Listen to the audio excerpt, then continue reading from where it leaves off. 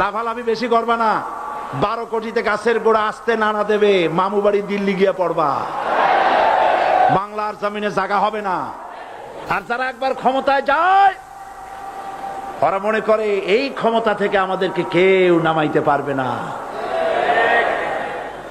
স্বৈরাচারীরা তার পতনের সমস্ত ছিদ্র বন্ধ করে, কিন্তু একটা ছিদ্র বন্ধ করতে পারে না। মনের ভুলে সে ছিদ্রটা থেকেই যায়, যেই ছিদ্র দিয়ে আসলে তার পতনটা হবে। ক্ষমতায় যারা থাকে ক্ষমতার মোহে চতুর্দিকে অন্ধকার দেখে, মনে করে আমার পতন আর হবে না।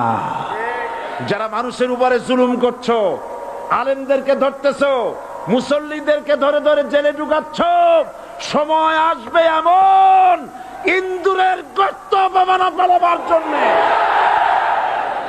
আমি দেখতে পাচ্ছি বাংলাদেশের ভাগ্য আকাশে উত্তর গগনে কালো মেঘ জমা হয়েছে, ঝড়ের পূর্বাভাস লক্ষ্য করছি।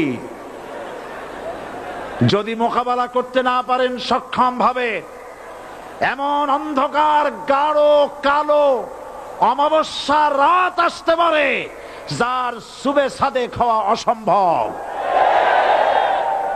সুতরাং আপনারা কি কাপুরুষের মতো কাফের মুশরিকদের গোলামি করে মরতে চান?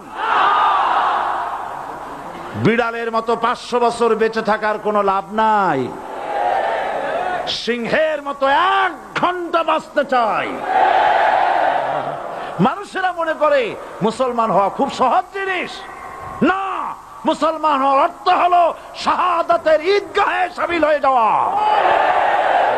যারা ইসলামী শাসন চান, আল্লাহর দ্বীনকে বিজয়ী দেখতে চান, তাদেরকে অসংখ্য মানুষকে পোড়াইটের মতো জেলখানায় পুড়ে পুড়ে মরতে হবে, অসংখ্য মানুষকে ফাঁসির কাস্টে ঝুলতে হবে, গায়ের রক্ত দিতে হবে, শহীদ হতে হবে, তারপরে ইসলামের ইমারতটা কায়েম হয়ে যাবে।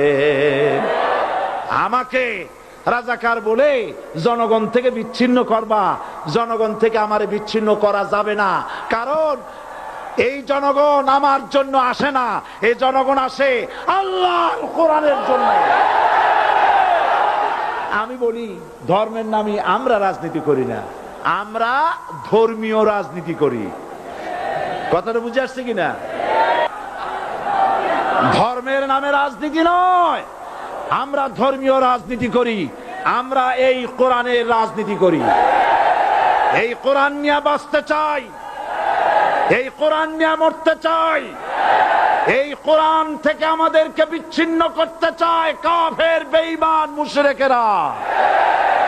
ও আমার জাতি, কোরআন থেকে যারা বিচ্ছিন্ন করতে চায়, তোমরা কি তাদের বিরুদ্ধে জিহাদের জন্য প্রস্তুত থাকবে?